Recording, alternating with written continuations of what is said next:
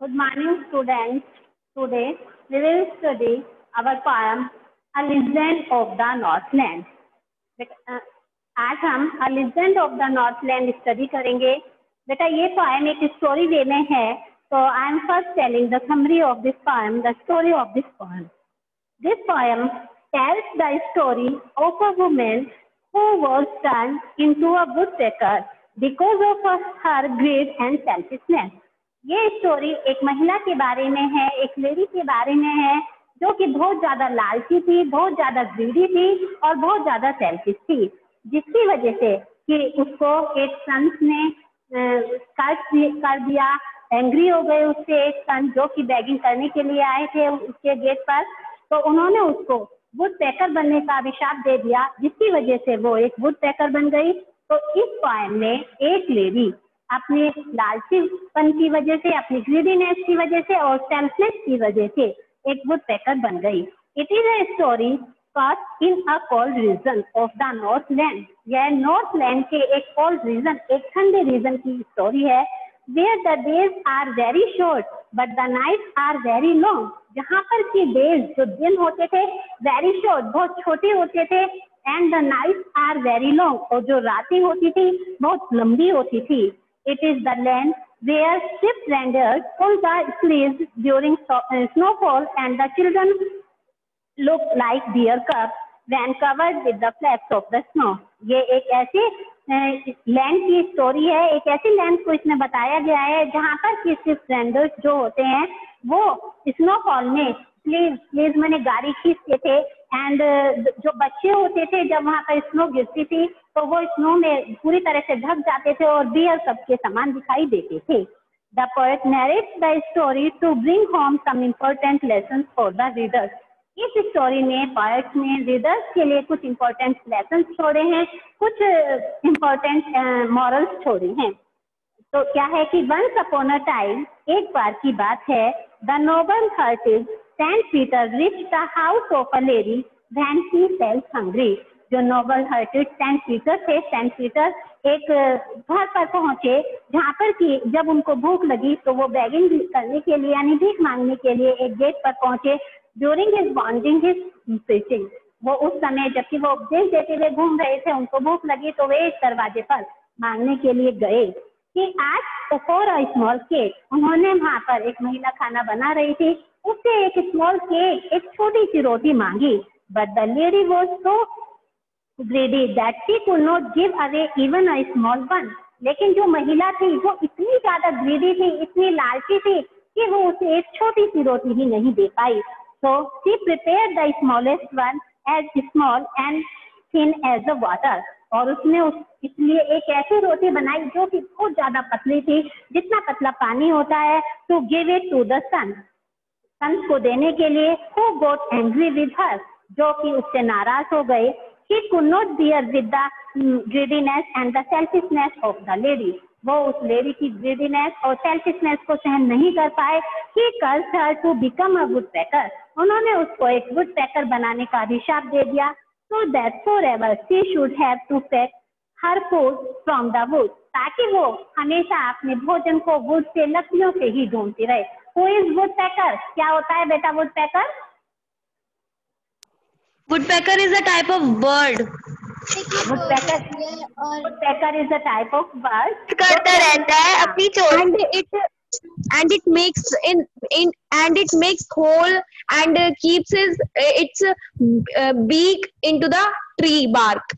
Very good बेटा, ये अपनी डीप ट्री में मारता रहता है, उसमें होल कर देता है, लेकिन उसको अपना भोजन उसमें से नहीं मिलता. तो यही है कि वो वुडपेकर बनने का उसको अभिशाप दे देते हैं. Forever she should have to peck her food from the wood. At once she was turned into a woodpecker. और तुरंत ही वो क्या बन जाती है, एक वुडपेकर बन जाती है. With a scarlet cap, जिसकी की स्कारलेट कैप होती है, and on head while her clothes were burned black. और जिसके की जो क्लोथ्स होते हैं वो ब्लैक कलर के होते हैं, जले हुए ब्लैक कलर के. तो बेटा we will start our story now, our poem now.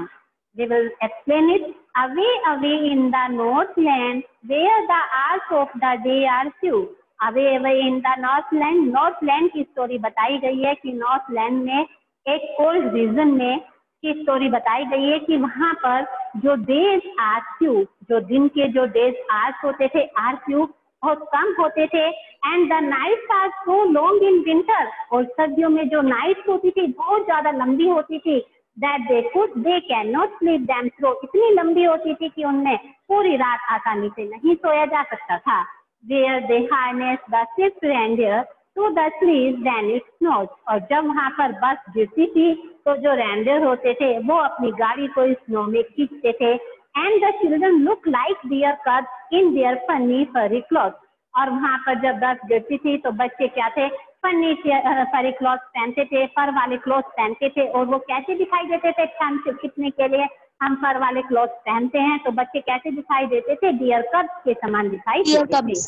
Dear cubs, they tell them a curious story, I don't believe it's true.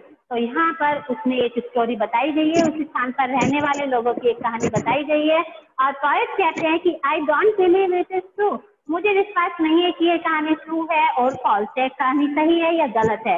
And yet you may learn a lesson, फिर भी आप इससे एक lesson सीख सकते हो। If I tell the tale to you, अगर मैं आपको ये टेल में स्टोरी, यह स्टोरी मैं आपको बता दूं। टेल क्या है, स्टोरी का सिनोनिम्स है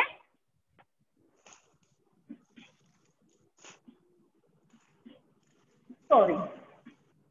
Once when the good Saint Peter lived in the world below and walked about its preaching just as he did know.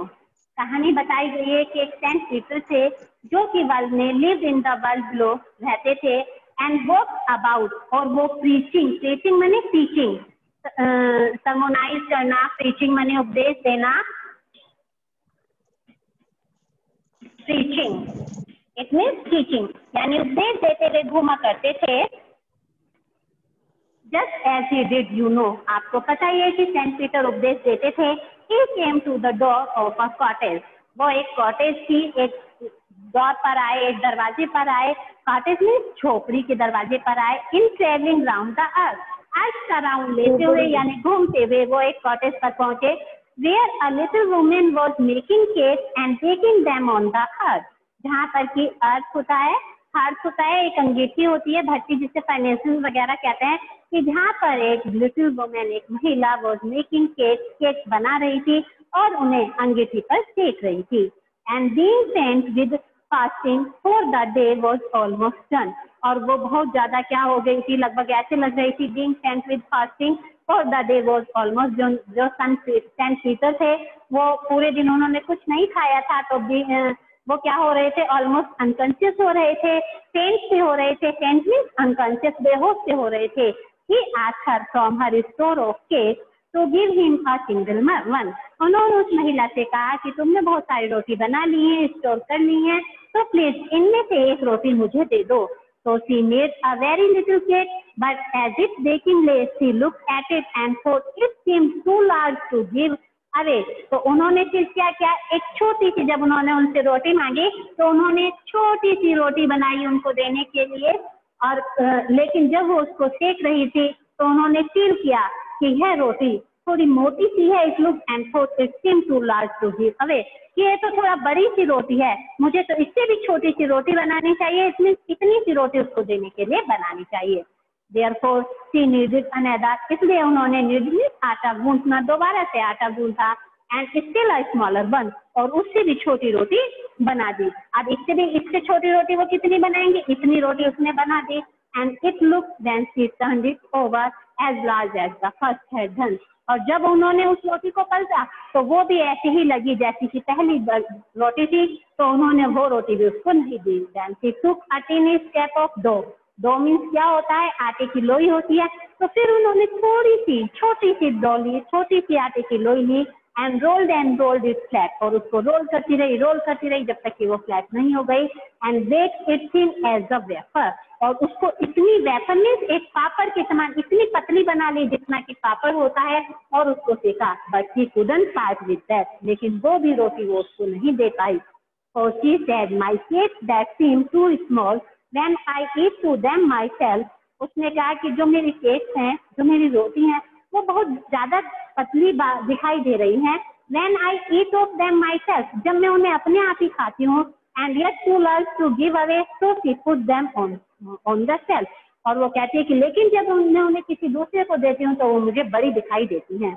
Then good Saint Peter grew hungry. इसके बाद जो सेंट पीटर हैं वो angry हो गए, नाराज हो गए. For he was hungry and faint. क्योंकि वो बहुत ज्यादा भूखे थे, वो अनकॉन्शियस होते जा रहे थे. And surely such a woman was enough to provoke a son. और निश्चित रूप से ये एक ऐसी महिला थी जिसने कि उस सन को प्रोवोक कर दिया था, भड़का दिया था, एंग्री कर दिया था. And he said, "You are far too selfish to dwell in a human form." और उन्होंने कहा कि तुम इतनी ज्यादा सेल्फिश हो गई हो कि you cannot live in a human form. तुम एक ह्यूमन फॉर्म में नहीं रह सकती, एक मानव जाति में नहीं रह सकती, तुम बहुत ज्यादा सेल्फिश हो. To have both food and shelter and fire to keep you warm. तुम्हारे पास भोजन भी है, शरण भी है, यानी घर भी है, लेकिन तुम इस घर में रहने लायक नहीं हो जहाँ पर कि तुम अपने आप को गर्म रखती हो, यानी आसानी से रहती हो, सुख सुविधाओं के साथ रहती हो, लेकिन तुम इसके लायक नहीं हो. And now you shall build as the bird do and shall get your scanty food. और उसने कहा कि लेकिन अब तुम्हें एक बर्ड बनकर रहना पड़ेगा और अपने स्कैंटी फूड यानी छोटे छोटे से भोजन को भी ढूंढना पड़ेगा. By boring and boring and boring all day in the hard dry wood.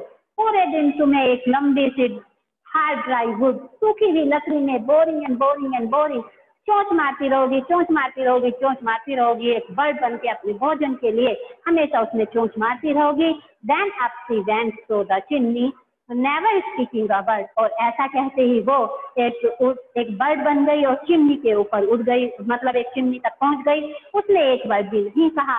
And out of the top flew a woodpecker, for she was changed to a bird. और चिमनी से वो एक वुडपेकर के रूप में निकली क्योंकि वो एक महिला से चेंज होकर के क्या बन गई थी, वुडपेकर बन गई थी. She had a scarlet cap on her head. उसने अपने सर पर एक स्कारलेट कैप यानी एक मैरून कलर की, डार्क रेड कलर की कैप पहनी हुई थी. And that was left the same. और वो उसी हमेशा से उसी फॉर्म में रही. But all the rest of her clothes were burned black as a coal in the flame. और जो उसकी ड्रेसेस थी वो इतनी ब्लैक थी जैसे कि जलकर इतनी ब्लैक हो गई थी जैसे कि कॉइल होता है, कोयला होता है. And every country school boy has seen her in the wood. और हर कोई कंट्री मीन्स यहाँ पर कंट्री बेटा विलेज के लिए आया कि कंट्री स्कूल बॉय जब भी स्कूल जाते हैं या कहीं पर भी जाते हैं तो उस बर्ड को कहाँ पर वुड पर देख सकते हैं, ट्रीज पर देख सकते हैं. Where she lives in the trees till this very day. वो सुबह से शाम तक उसी ट्री पर रहती है, boring and boring for food. और क्या करती रहती है, फूड के लिए उस ट्री में boring and boring and boring चोंच मारती रहती है, चोंच मारती रहती है, चोंच मारती रहती है. Is it clear to you बेटा? Yes, ma'am. Okay, beta, now I am asking some questions related to this poem, but you will answer one by one. Okay? Which country or countries do you think the Northland refers to? बेटा Northland जो यहाँ पर कहा गया है उसकी कौन सी countries refer की जाती हैं? Anyone student? यस बेटा. Ma'am I don't know. एक बार क्वेश्चन रिपीट कर दीजिए प्लीज. नॉर्थलैंड की कौन सी कंट्रीज आप बता सकते हो? Which countries, beta, this is the first question of your book, test book. Which countries or which country or countries do you think the Northland refers to? Northland की कौन सी country के आप नेम बता सकते हो कि ये वाली कंट्रीज नॉर्थलैंड की हैं? बेटा देखिए, Canada, Sweden, Denmark. Okay. What did Saint Peter ask the old lady for? What was the lady's reaction? What did Saint Peter ask the lady for? Saint Peter ने उस लेडी से क्या मांगा? And what was the lady's reaction? For some food, and the lady was very greedy, and he didn't give him a single piece of cake. Very good, beta. Saint Peter was hungry as he had been wandering and preaching all the day long without eating anything. Saint Peter बहुत भूखे थे क्योंकि वो पूरे दिन बिना कुछ किए खाए हुए उपदेश देते हुए घूम रहे थे. and he was about to unconscious, वो जब बहुत बेहोश होने वाले थे, he asked the lady for one of the cakes she had said. उसने उस लेडी से कहा कि जो रोटी तुमने बना ली है उसमें से मुझे एक रोटी दे दो. And what was the reaction of the lady? Lady का क्या रिएक्शन था? The lady tried to bake the smallest cake for him. Lady ने एक छोटी सी रोटी उसके लिए बनाने की कोशिश की, but was hesitant to give it away for free. लेकिन वो उसको फ्री में देने के लिए उसको तैयार नहीं हुई, उसको हेजिटेशन हुआ और उसने वो रोटी दी, छोटी सी छोटी रोटी दी, पतली से पतली रोटी दी, उसको उनको खाने के लिए नहीं दी. How did he punish her? उन्होंने उसको कैसे पनिश किया? He gave her a gun that you will be makeup and maker and you pouring a tree for finding food. Very good, beta. Saint Peter punished the lady by putting a curse on her. Saint Peter ने उसको कर्स कर दिया, यानी उसको अभिशाप दे दिया. He said that she was too greedy and did not deserve to live in the human form. उन्होंने कहा कि you are too greedy to live in the human form, कि तुम इतनी ज्यादा greedy हो कि तुम human form में नहीं रह सकती, मानव जाति में नहीं रह सकती. She would now have to build her nest like the woodpecker and work extremely hard for food. और उसने कहा कि अब उसे एक woodpecker के रूप में रहना पड़ेगा और अपने भोजन को तलाश करने के लिए बहुत ज्यादा कठिन परिश्रम करना होगा. How does the woodpecker get her food? woodpecker अपना फूड कैसे प्राप्त करता है? By boring and boring of a tree, by working dry wood. extremely hard and pouring on the wood bark. Very good, beta. The woodpecker gets its food by drilling very small holes in trees to feed on insects. तो क्या है कि woodpecker trees के insect लेने के लिए उसमें बहुत डीपली होल करता है, तब जाके उसे भोजन मिलता है. Do you think that the old lady would have been so ingenious if she had known who Saint Peter really was? What would she have done then? क्या आप सोचते हैं कि अगर उस लेडी को पता चल जाता है कि सेंट पीटर रियली में वास्तव में कौन है, तो क्या वो उनके प्रति इतनी इंजीनियस रहती, इतनी कटु रहती, इतनी ग्रीडीनेस दिखाती? What would she have done then? अगर उन्हें पता चल जाता है कि ये सेंट पीटर है तो वो क्या करती? बेटा क्या आप ऐसा सोचते हो?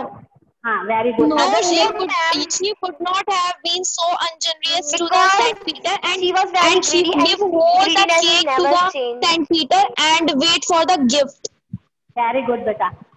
अगर had the lady known who Saint Peter was, अगर उस लेडी को पता चलता है कि who Saint Peter was, कि सेंट पीटर वास्तव में कौन है, she would have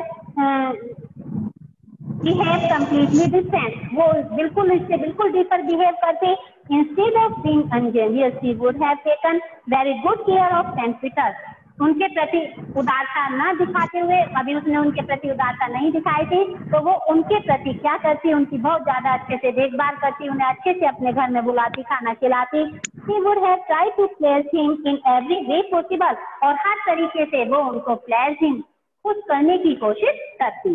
बेटा next question, in this a true story which part of the poem do you feel is the most important? यह एक सच्ची कहानी है, इसमें आपको पोएम का कौन सा पार्ट ऐसा लगा है जो कि मोस्ट इम्पोर्टेंट है? No, this story is not true. And the most important part of the story is that when the Saint Peter cursed the woman to be woodpecker. Yes, very good. This story is the legend. ये story कोई true story नहीं है, ये एक legend है. और the most important part of the story is when Saint Peter changed the woman into a woodpecker. इस story का सबसे ज्यादा इम्पोर्टेंट पार्ट क्या था कि जब सेंट पीटर ने उस वुमेन को एक वुडपेकर में चेंज कर दिया था. And this conveys an important message. ये हमें एक इम्पोर्टेंट मैसेज देती है. क्या देती है? That we should be grateful for what we have been blessed with. कि हमें ग्रेटफुल होना चाहिए उस चीज के लिए जो कि हमें दिया गया है. And we should share generosity with our fellow beings. और हमें जेनरसली हमें अपने फेलो बींग्स के साथ उदारता से हर चीज शेयर करनी चाहिए. हमें कभी भी we should not have the feeling that this is our, हमें कभी भी ऐसा फीलिंग्स नहीं रखनी चाहिए कि इस चीज पर हमारा अधिकार है. बेटा what is legend? Why is this poem called a legend? Legend क्या होता है? Legend is a famous fake story that is famous in a particular area, and the poem is known as legend because it is fake. It is not a true, but it gives a very much moral. Very good, beta. Legend is a story from the past that carries an important message. Legend एक story होती है past की जो कि हमें एक important message देती है. It usually carries a message or a moral, and it passes on from generation to generation to impart moral values. ये प्राय एक मोरल से भरी हुई होती है और ये जनरेशन टू जनरेशन एक पीढ़ी से दूसरी पीढ़ी तक मोरल वैल्यूज को कैरी करने के लिए देने के लिए चलती रहती है. यानी हमारे जो फोर फादर्स हैं वो भी हमें इस तरह की स्टोरी सुनाते थे. अब हमने ये स्टोरी सुनाई है, हम अपने आगे आने वाली जनरेशन को ये स्टोरी सुनाते रहेंगे. नेक्स्ट क्वेश्चन बेटा. Write the story of a legend of the Northland in about 10 sentences. You will have to write a story of this one. आपको अपने आप ये स्टोरी करनी होगी. बेटा, is it clear to you? Yes, ma'am. Fully. Very clear. And are you able to do all these questions yourself? Yes, ma'am. Yes, ma'am. Okay. Okay.